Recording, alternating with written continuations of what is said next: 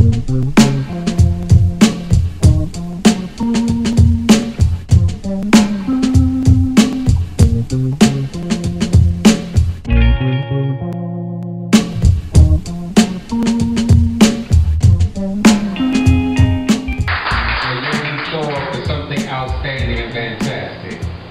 to you from the Poetic People's Power Movement.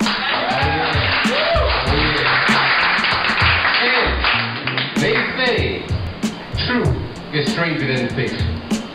Because only in the real world can you have an event planned months in advance and then be preceded by the death of one of the inspirations for that event, right? You can't plan something like that. And I'm not one of those people that believe in a moment of silence for the dearly departed. No, that ain't cool. I believe if you really were moved and touched and inspired, you need to make the joyous sound and reach the heavens so their spirit can latch on and keep on moving.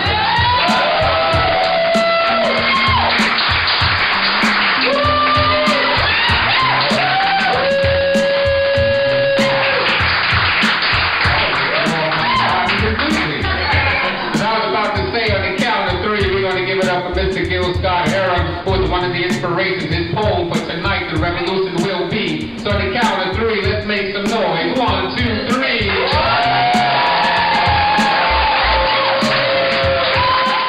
I want to welcome you all to Poetic People Power's 9th annual show. Thank you. I am Tara Bracco. I am the founder and producer, and I founded Poetic People Power in 2003 because I wanted to combine poetry and activism. To date, the project has produced 9 shows. We've worked with over 20 poets, and I've commissioned 60 new poems on social and political issues. Past shows have been on topics such as consumerism, United Healthcare, the universal healthcare, and the global water crisis. And what we do here is we present a new topic each year. So this is really about us investigating a new social and political issue as a group of artists.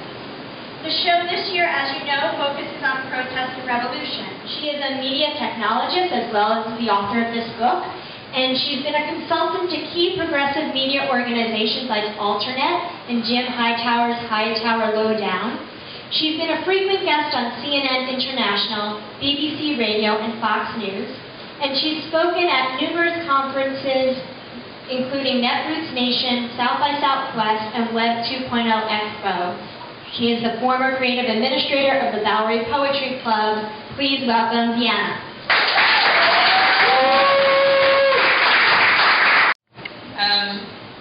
So when I was thinking about my commission piece, I started coming back to, I wanted to get kind of back to the roots of why social networking stuff is so important to me. And I always come back to this point where I think about, if you think about any kind of change, anything that ever happened in the history of humanity, it always comes back to stories.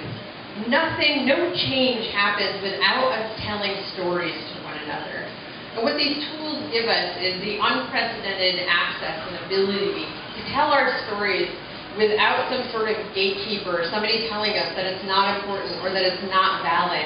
We have so many voices coming into these, this cultural space, shaping those conversations, and thus shaping who's having those conversations and who's at the table for those conversations is who decides the future. And so that's why I'm so passionate about the work that I do in technology. And so I wanted to share what it feels like to be participating in those kinds of communities for me with this poem.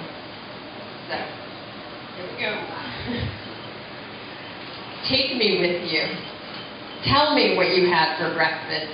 Show me that I'm human with your urgent optimism and your lynx and your lolcat and your balloon sculpture art. Take me and listen.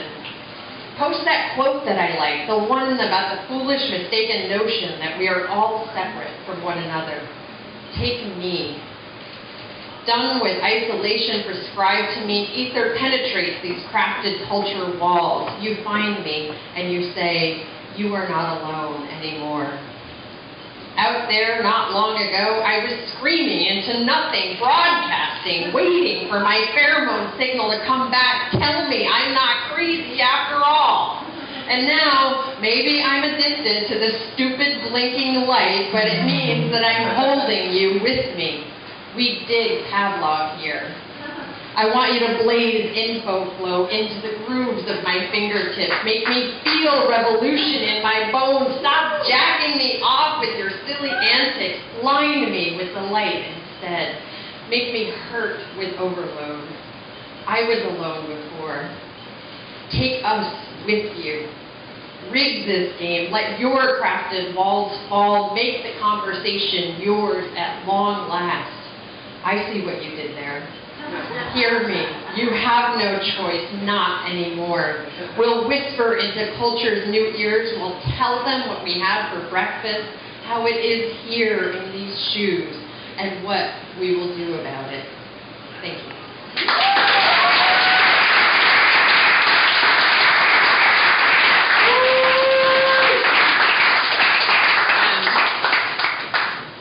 So the second piece I'm going to do is I lived for a really long time here in the Lower East Side, and my first chapbook of poems was called Story Poems.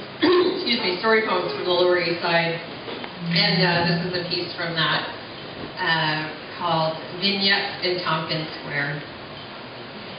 A park scene in the diaspora. A guy holds up his dog that asks for a baby, and she thinks he's waving goodbye. A wrinkle with gray dreads howls with laughter at all of them. If I make myself hold the pen long enough, I will remember to write without thinking. Memory will feed me when I'm too poor to try. My love will sit cradled in my brain, waiting to be hatched. I moved here not to quit dreaming on rooftops, but to make dreams on pavement, to fashion a bouquet of stolen thoughts so that I can sleep at night. I keep holding this pen up not for genius, but for peace of mind. Look at those birds with the airlock brakes. Launching pad? Well, I never knew I had balance till I stood up and went on out. I'm missing you. Wishing you could be here in the pieces of my fractured brain in the crosswalk, but then age and spirit aren't the same thing. Sorbet and ice cream aren't either. I don't want love on a diamond. Okay, maybe served on a silver platter, sure, but I do want 2 feet someday, arms and cheeks to chew on. They ask me why I write about New York so much. We know each other really well, so it's easy. NYU film students, bottled blonde, bottled love, bottled up. Afternoon naps aren't nearly as satisfying as they used to be, now that I can't sleep at night without wondering if I'll ever finish what I started. You call me to complete the conversation, start a new one. Choosing to bake cupcakes and chasing pigeons are good ideas. 2 coffees and recycled coffee sleeves, and kiss goodbye while walking. Cooperation. Thank you.